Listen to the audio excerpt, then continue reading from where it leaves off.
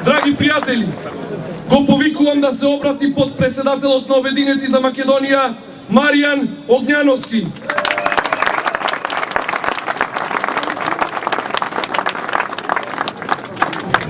Добро вечер, Прилепчани.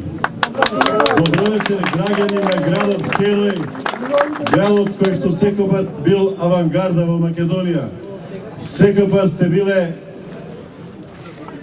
народ, граѓани од кои што сите треба да учат и да ви завидуваат. Да ви завидуваат до вашата храброст.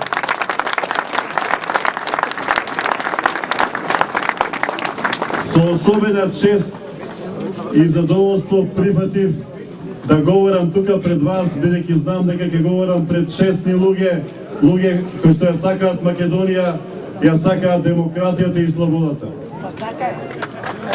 Сакам да ве поздравам од името на председателот на Обединети за Македонија, господинот Љубе Бошковски,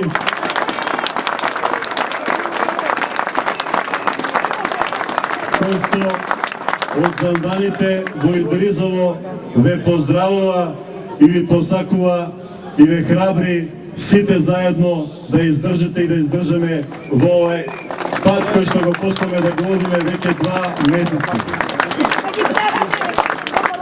Љубе Бошковски, кој што по враќањето од Хаг, каде што го обели образот на Македонија, каде што ја победи правдата всушност, од кога оваа власт го пречека со црвен тепих и се сликаа со него, но веднаш потоа од кога стана отворен критичар на оваа иста власт, стана човек непријател број 1.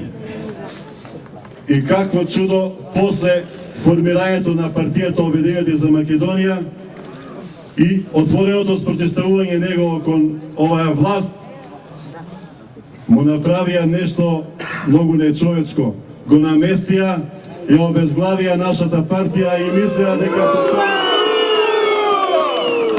ќе не зачуткаат и ќе ја уништат, бидејќи во таа партија 99,9% се луѓе од ВМРО ДПМН е незадоволни од оваа власт.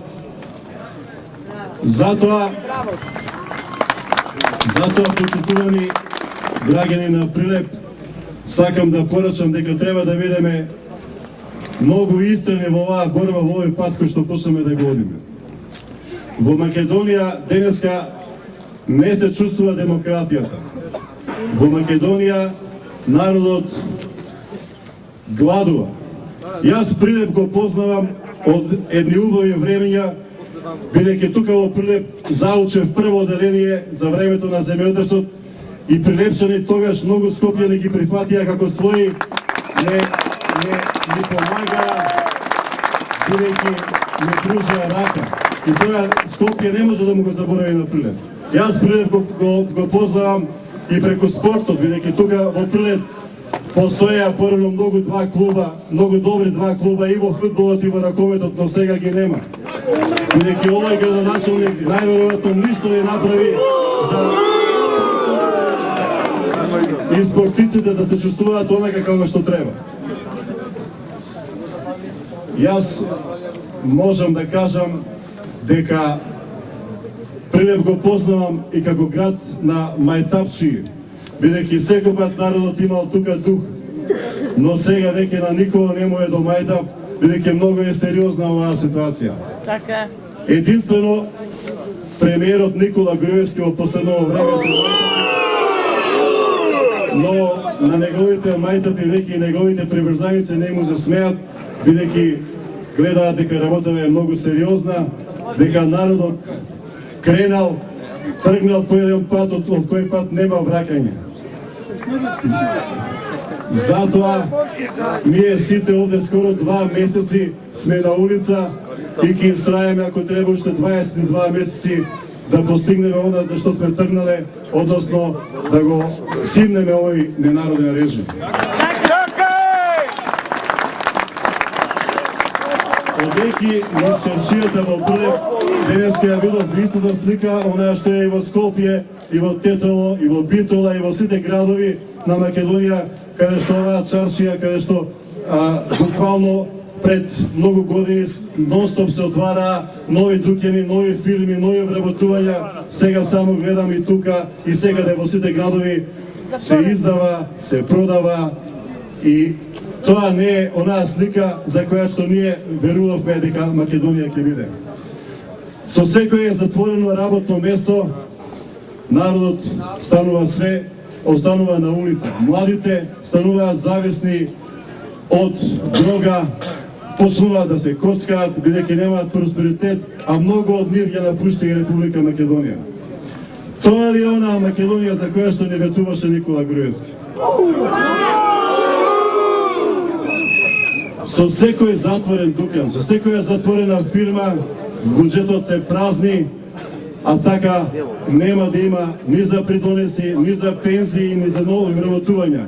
И токму тој буџет нив им пречеше и на сила, на мускули сакаа да го донесат, за да имаат пари да трошат и го направија тоа што го направија на 24 децембар, каде што на сила ги избркаа пратениците, ги избркаа медиумите за да може да го направат тоа што го направија.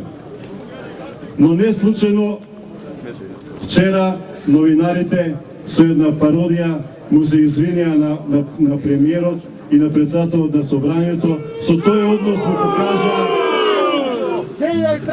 му покажа како не треба да се води држава. Затоа, почитувани прилепчани, да не должам многу, сакам да кажам дека господинот Љубе Бошковски, формирајќи оваа партија, беше голем визионар која ја нарече Обединети за Македонија. Затоа, сите заедно да бидеме обединети и истрени во оваа борба што сме започнале и да истрајаме до крај, бидејќи вракот не нема. Да живее Република Македонија!